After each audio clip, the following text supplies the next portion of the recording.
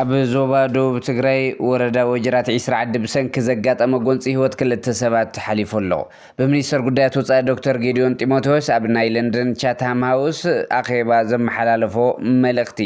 ኣብ ልዕሊ ህዝባዊ ወያነ ሓርነት ትግራይ ብሓባር ንዝመት ይብል ኢዜማ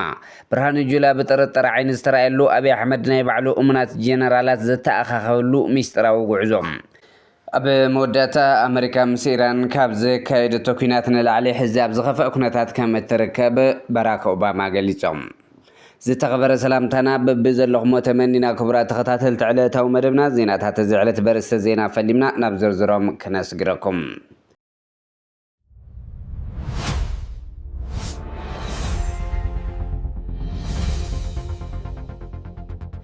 ኣብ ዞባ ደቡብ ወረዳ ወጅራት 20 ዓዲ ብሰንኪ ዘጋጠመ ጎንፂ ህይወት ክልተ ሰባት ከም ዝሓለፈ ተገሊጹ ኣሎ። ኣብ ወጅራት ኣባል ካቢነ ምምሕዳር ወጅራት ዝኾነ መሓር ዝተባህለ ምልሻ ለይቲ ከባቢ ሰዓት 8 ፈረቓን ባዕሎም ሓራም መሬት ወይ ከዓ TPF ኢሎም ዝፅውዑ ዕጡቓት መንበሪ ገዝኡ ብምኽባብ ንማሕረ ዓፊኖም ንምውሳድ ፈቲኖም ነይሮም። ሓራም መሬት ተባሂሎም ዝፅውዑ ዕጡቓት ንኣባል ካቢነ ምምሕዳር ወጅራት ዝኾነ መሓር ዝተባህለ ምልሻ ምስ ሰራዊት ትግራይ ተሓባበረን ስምና የጥፍን ኣሎ ብዝብል ጥርጣረ ለይቲ ገዝኡ ከቢቦም ክዕፍንዎ ፈቲኖም ነይሮም። ኣብ መንጎኦም ዝተለዋወጠ ትኩሲ ካብቶም ዕጡቓት ሓደ ሰብ ወዲያው ክመውት ከሎ መሓር እውን ቆሲሉ ናብ ሕክምና እናተወሰደ ከሎ ህይወቱ ሓሊፉ ብሰንኪ ዘጋጠመ ጎንፂ ናይ ክልተ ሰባት ህይወት ሓሊፉ ኣሎ። በሚኒስትር ጉዳያት ወፃኢ ዶክተር ጌዲዮን ጢሞቴዎስ ናብ ናይ ለንደን ቻታም ሃውስ ኣኼባ ዘመሓላለፎ መልእኽቲ ኣብ ሰሜን ኢትዮጵያ ዘሎ መስርሕ ሰላም ዘጋጥምዎ ዘለው ብድሆታት ብንጹር የርኢ ኣሎ። ብዛዕባ ተፈጻምነት ስምምዕ ትግራይ ኣብ መንጎ ፌደራል መንግስትን ህወሓትን ዘሎ ምስሓብን ፀጥታዊ ስጋትን ዝርዝር ትሕዝቶት መጠንቀቕታ ኣቕሪቡ ኣሎ። መስርሕ ምፍታሕ ዕጥቂ ሙሉእ ብሙሉእ እንተተገቢሩ ኣብ ሰሜን ኢትዮጵያ ዳግም ኩናት ክለዓል ከም ዝኽእል ሚኒስትር ጉዳያት ወፃኢ ኢትዮጵያ ስጋቱ ገሊጹ ኣሎ። ኣብ ውሽጢ እቲ ውድብ ዘለዉ ኤክስትሪሚስትስ ዝተባህሉ ወይ ከዓ ኣኽረርቲ ኣካላት ንስምምዕ ሰላም ዕንቅፋት ይኾኑ ከም ዘለዉ እውን ጠቒሱ ኣሎ። ንደገፍ ሰብኣዊ ሓገዝ ዳግም ህንፀት ዝተመደበ ገንዘብ ንብረትን ንመሰናደው ኩናት ይውዕል ኣሎ ክብል ከሲሱ ውድብ ህወሓት ሓደሽቲ ተፅዋሪ የተኣኻኽብ ከም ዘሎ ነቶም ዕጡቓት ዳግም ናይ ምጥያሽ ወይ ከዓ DDR መስርሒ የተዓናቕፍ ከም ዘሎን ከሲሱ ኣሎ። መንግስቲ ፌደራል ድሕሪ ኩናት ዘለዎ ናይ ዳግመ ምጥያሽን ልምዓትን ስራሕቲ ንምድጋፍ ድሉው ምዃኑ እውን የረጋግፅ ኢሉ ወፃኢ ጉዳይ ሚኒስትር ጌዲዮን ጢሞቴዎስ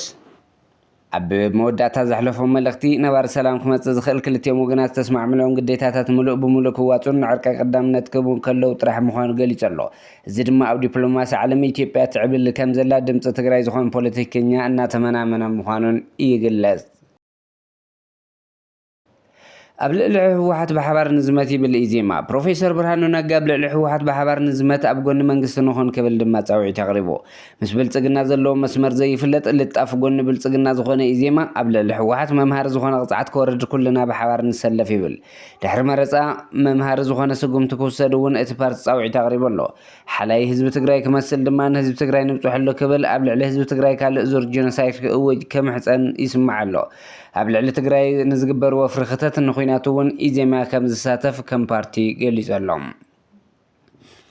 ብርሃኑ ጁላ ብጥርጣረ ዓይኒ ዝተረኣየሉ ኣብይ ኣሕመድ ናይ ባዕሉ እሙናት ጀነራላት ዘተኣኻኽበሉ ሚስጥራዊ ጉዕዞ ኣብ ክልል ኦሮምያ ኣብ ፓርቲ ብልፅግና ምቅሓር ተጀሚሩ እቲ ፓርቲ ምግማዓት ኣትይዎ ኣሎ። እዚ ነዊሕ ግዜ ዘቑፀረ እኳ እንተኾነ ሎሚ ግን እቲ ፓርቲ ከም ፓርቲ ኣኼባ ፀዊዑ እውን ብሓባር ክረዳደአሉ ናብ ዘይኽእለሉ ደረጃ በፂሑ ኣሎ።